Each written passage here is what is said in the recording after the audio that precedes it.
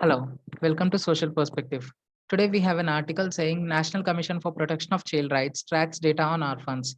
It says 9346 children have either lost a parent or been abandoned during pandemic. Now, if we look into this in Karl Marx perspective, Karl Marx says economy or capitalism drives social change. That's why he was termed as economic determinist. He says capitalism is the reason for every social change. That was the reason why he was criticized that not only capitalism or not only economic reasons, there are many other factors which are external to capitalism and economy that drive social change. And one of those factors can be seen here, that is COVID-19 pandemic. Now, this article says nearly 10,000 children in the country in immediate need of care and protection.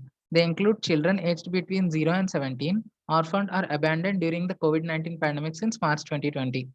The NCPCR informed the Supreme Court that these children ran a high risk of being pushed into trafficking and flesh trade.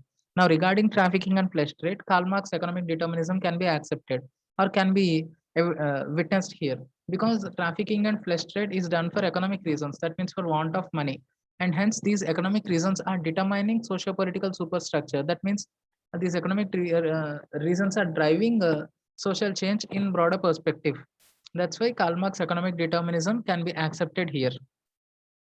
The next article is also related to Karl Marx perspective. It talks about China's one-child policy that was adopted in 1979. Now, this article says that China's one-child policy has been proven counterproductive for the country.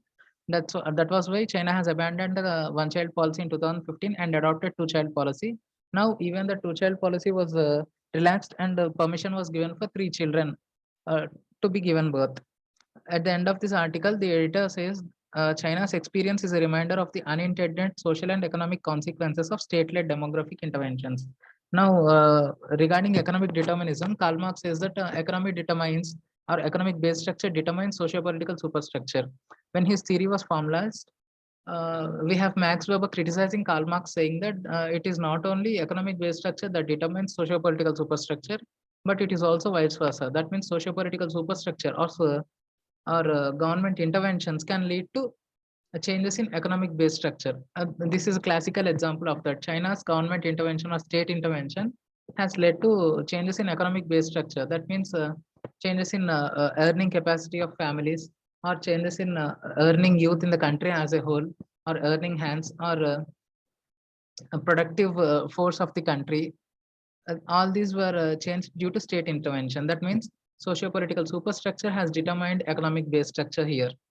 In that sense, Karl Marx can be criticized with this example with the help of Max Weber. Moving on, in the next article, we have a column written by Dagmar Walther. She says, breaking the cycle of child labor is in India's hands. Though the pandemic has amplified its contributing factors, policy and programmatic interventions can save children. Now, this article has numerous examples and numerous statistics that can be used in sociology answers to substantiate our answers or our arguments. But we can find a relevance of Karl Marx in this article, while the author was mentioning some acts and conventions. She mentions about Manrega Act 2005, Right to Education Act 2009, and Midday Meal Scheme. She says these have paved the way for children to be in schools, along with guaranteed wage employment for rural families. International Labour Organization convention numbers 138 and 182 were formulated in 2017. Now, why Karl Marx is relevant here is Karl Marx says alienation can lead to social conflict and it can drive revolution. That is why, while formulating these policies and conventions, Karl Marx was kept in mind, and these were framed in such a manner to avoid social conflict in the society.